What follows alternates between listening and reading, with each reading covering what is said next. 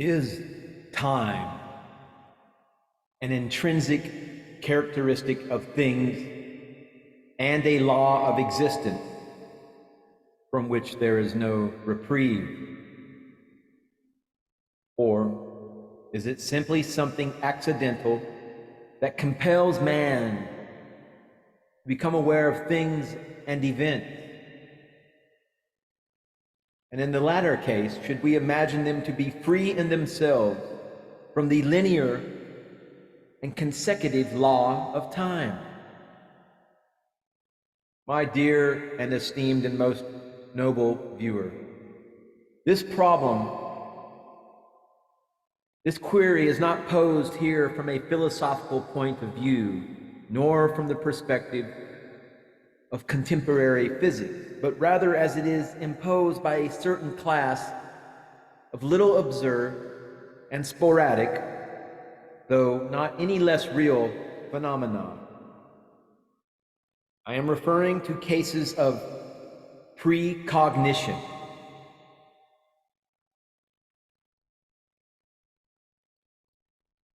First of all, there are more or less obscure sensations about imminent and totally unexpected events.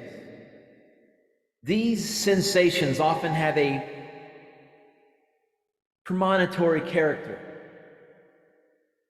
A friend of mine once decided to travel to a northern Italian town on a certain date. It just so happened that he was seized by the irresistible and inexplicable impulse to leave a day earlier. As he obeyed that impulse during the trip, he experienced a strong sense of anguish that disappeared only once a certain town was left behind. The following day, the train that he was originally supposed to take crashed in close proximity to that town, and many people died or were injured.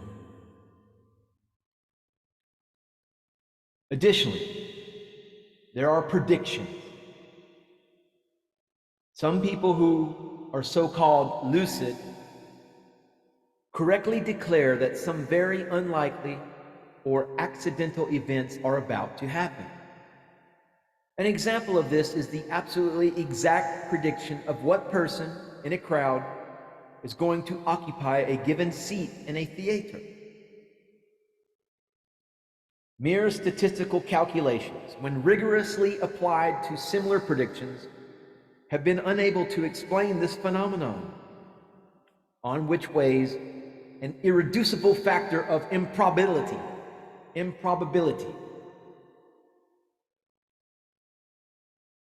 Additionally, there are authentic cases of precognition. This is the case of the same event seen twice, in the present and in the future, in an absolutely identical manner.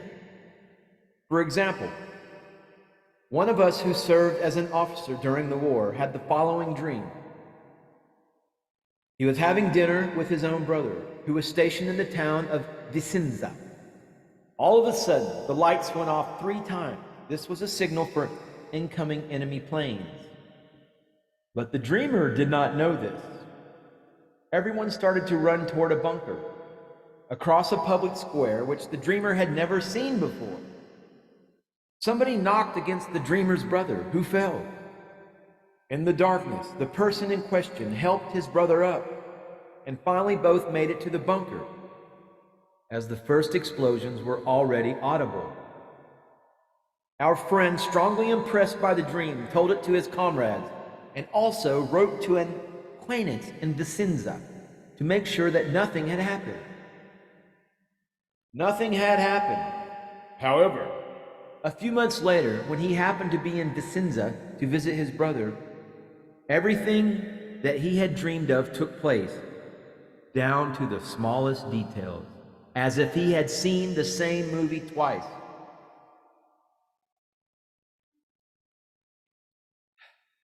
So in addition to this type of phenomena, we must further distinguish 3 views that I can ascertain. We must distinguish further further distinguish three views of time itself. Between these three variances of time, time may be conceived in the following ways: creatively as free becoming, or as a current, a stream of time, as it were, that produces facts that did not exist before and which do not obey any law of necessity. Their order is time itself. As the flow of consecutive events, which can be entirely explained on the basis of necessary and sufficient causal conditions, and as the simple, irreversible, and linear order of the contents of human experience. It is evident that phenomena such as we have described are incompatible with the first view of time. Foresight implies predetermination, and predetermination excludes contingency, which is characteristic of free and creative spontaneity. Their compatibility with the second view depends on whether or not there is a possibility of connecting foresight to a knowledge of the causes in which supposedly reside the genus of what necessity will unfailingly produce. However, we must consider that in precognitive phenomena, there is no knowledge of causes. There is nothing inferential or intellectual about cognition, as in the case of scientific predictions. Rather, cognition is given in the form of a more or less direct perception. And in the third group of these phenomena, in the form of a vision of a future event. However, this difficulty could be overcome by imagining that the event is in the causes, just as the idea of a building which is about to be built exists in the mind of its architect. In that case, the prediction could be explained in terms of some sort of visualized perception of this idea, which has happened through contact with a supersensible context. Likewise, on the human plane, a person may telepathically perceive that which somebody else has in mind and wishes to carry out.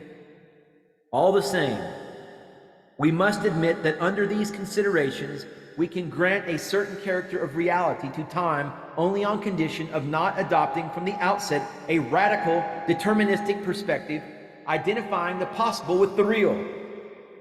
In fact, an idea is distinguished from reality only due to the fact that it remains a possibility, namely something that may also not be, which may or may not be realized. Were this not so, there would be no difference whatsoever between the vision of the idea, the vision, idea perceived in the cause, and the vision of the corresponding fact.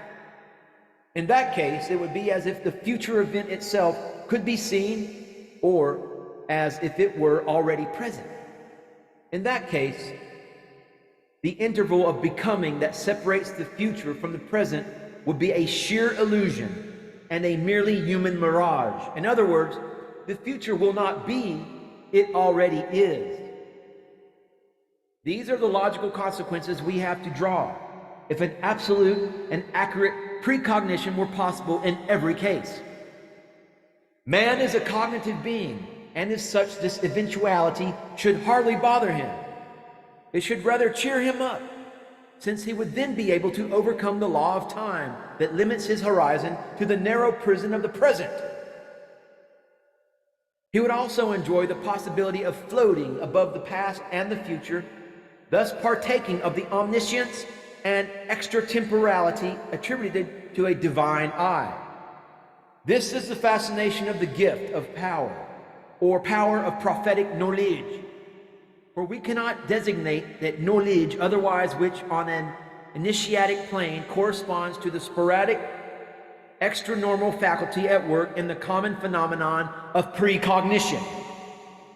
If you agree, my most dear and esteemed and noble viewer, master of time, if you are a master of time, I encourage you to hit that subscribe button, give this video a thumbs up, and stay tuned as we peer behind the veil and discover just in ever infinitesimal amounts and increments and gradual increments of truth as we discover more of the mystery of time. Namaste. Namaskar.